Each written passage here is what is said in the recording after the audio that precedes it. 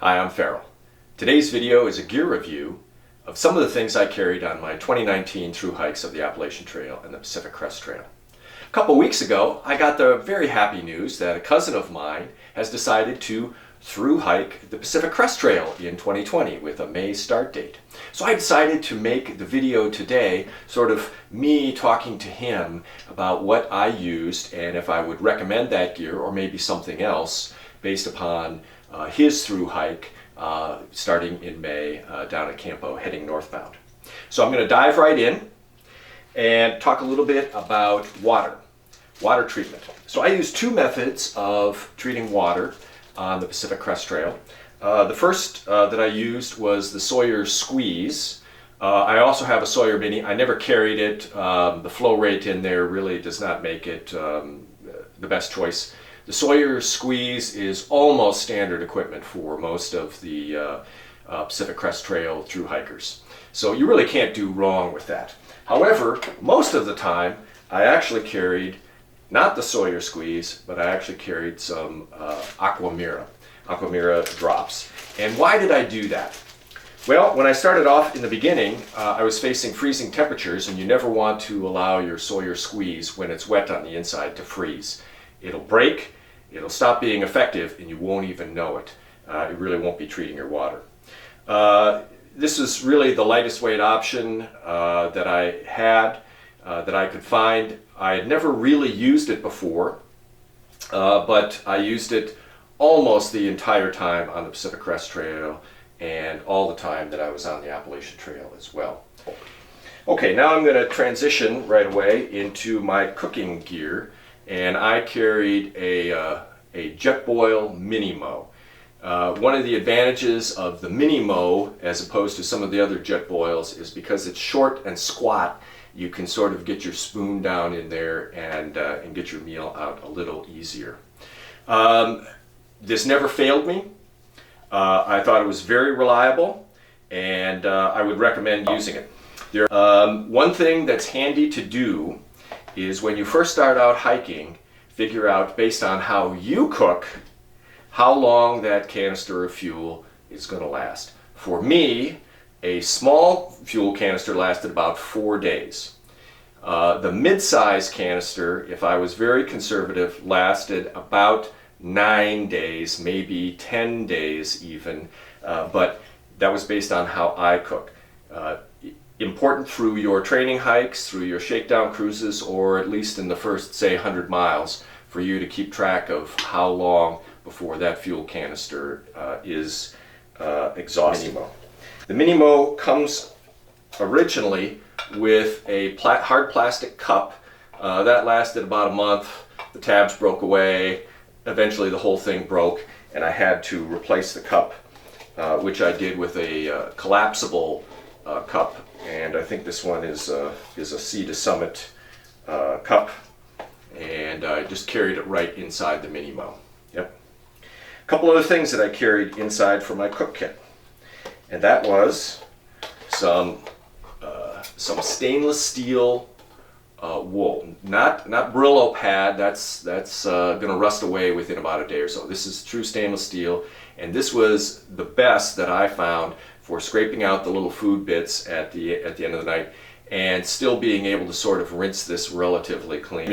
I also carried a very small handy wipe, which I cut down, and I replaced this several times going through. And I would carry a small little vial of dish soap. I don't recall ever purchasing dish soap, but there were enough times going through places I could sort of top this up a little bit. You really only need a drop or two every night. A couple other things in my cook kit. So I had a long-handled titanium spoon. This is sort of, if you will, the street cred of a long-distance hiker. Very, very common piece of gear. This one is from Tokes. Easy to get down, scoop in either into your cook pot or into, for example, a Mountain House pouch. So something else that I made, and that was from some Reflectix, just the the stuff that you get to keep the sun out of your windshield of your car, I made a little pouch, and I sized this so that I could put a Mountain House meal right inside the pouch. I could then fill it up with hot water, fold it down, leave it sit for 10-12 minutes, whatever the rehydration is, while I went about some other little chores, and the meal came out warmer than it otherwise would have been. The size of this is such that sometimes for some of my meals I would simply make them inside a 1 quart Ziploc, and that also fit within the pouch. And so, for example, I would typically make grits for breakfast, instant grits. I would rehydrate it inside the baggie, put it inside the envelope, and it came out a few minutes later, and it was all nicely warmed up. So how did I carry my food? I purchased from Z-Packs one of their food bags, and this was actually the food bag kit. This is made out of Dyneema. It's essentially waterproof, so I never really worried about it either inside my pack or even hanging out away from a bear or mice out in the rain. The food bag kit comes with a small rock sack that you use to fill up with pebbles you throw over the branch. And it also has some really excellent line in it that is sort of waxy, so it doesn't get hung up on the branches. It's specifically optimized for this kind of work. I had it equipped with a mini carabiner here. I typically carry 2 or 3 of these, use them in different applications for snapping things on. These are really the micro carabiners. I found this kit to be very good. Coming out of a trail town with, let's say, 4 days worth of food, would all my food fit in this? It did not. So I always carried 3 other ditty bags inside, or coming out of a trail town, I would take these out. And what I would do is use the black one here for my dinners. I would use the red one for my breakfasts, and I would use sort of this light colored one for my lunches. So I didn't have to go rooting around through everything in my food bag. If I'm simply looking for a candy bar, I could really get to it right away. And then by having these extra food bags coming out of the trail town gave me a little more space in which to carry all my food. Okay, moving on. Sanitation. I carried a small little bottle of hand sanitizer. Got this at a Walmart. Hung it on the outside of my pack, and I almost never bought hand sanitizer. There were enough places as I was going along in trail towns, even Forest Service privies that would have big bottles of hand sanitizer, and I helped myself to a little resupply at that point. I always carry toilet paper. Some places you definitely have to have toilet paper that you can send through a sewage system, but I also carried other kinds of paper and would top up my supply, including a roll of paper towels. This is actually going to give you a cleaner wipe than toilet paper with less residue. You obviously can't send this through any sort of sewage system, but if you're going to dig a cat hole, you can do that. I would almost always have some sort of baby wipes. I wouldn't typically carry a whole big pack of this. It's very, very heavy. But I would go to Walmart. I would pull out a half a dozen sheets, double bag them inside some Ziplocs, and put the rest in a hiker box.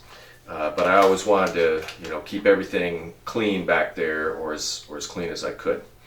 And in that regard, I carried a little contact lens case, not for contact lenses, but in one side I put a little dab of Vaseline, and in the other side I put a little dab of Body Glide.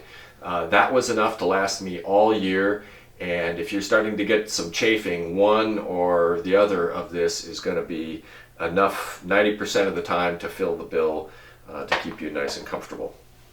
Okay, moving on to dental care. Carried a small thing of dental floss, and as necessary I would go get a small little mini sample size of toothpaste, and coming out of a trail town I would typically squeeze out half of that and throw it away because I didn't need to carry it that long. Even a half or a quarter of a tube of this was enough to last weeks. I would usually carry some sort of small toothbrush. This one is available from Lightsmith, and it's sort of a half-size thing, which I really kind of like. I have never used it, but I had one from Z-Packs. I had a couple of them from Z-Packs. Sometimes I just use a regular toothbrush, put it in a Ziploc bag to keep it clean. A few other things. Sunblock. You're definitely going to need some sunblock pretty much the whole way. I got a small 1 ounce tube. Depending on where you are, you might want to squeeze some of that out so you're not carrying it the whole time, because it lasts a fair amount of time. Carmex. I always had a tube of Carmex made in Wisconsin. It's the best stuff for your lips. I carried 2 or 3 Preparation H suppositories. I carried a variety of Band-Aid tough strips. These are the best kind of Band-Aids that are going to stick on. And I would carry either a small thing of naproxen or ibuprofen in case you had some sort of pain. Moving on to repair kit, I always had some sort of sewing kit, as small as I could make it. I had never used tenacious tape. I had never heard of tenacious tape before last year. The stuff is really pretty amazing. These are little patches, and I was able to get, I think, at REI. You can also get them in small little rolls from Lightsmith. I also would typically carry a small little roll of duct tape for some other things where that was going to be a little more appropriate. I had. Okay, there is only one other piece of gear that I want to talk about, and that is this tiny, tiny little mini Leatherman, if you will. And it does have a small little blade, it has a small little scissors on it, and it also has the pliers on it. So the pliers was handy sometimes, so I could grasp things to repair, but also even like something hot, you can grasp the side of a pot and pull it out if you needed to do that. So that's my gear. I hope you found this interesting, and hope to see you out on the trails. In 2020, I'm going to be doing probably my final gear review in a few days, in which I'm going to be discussing the clothing that I wore.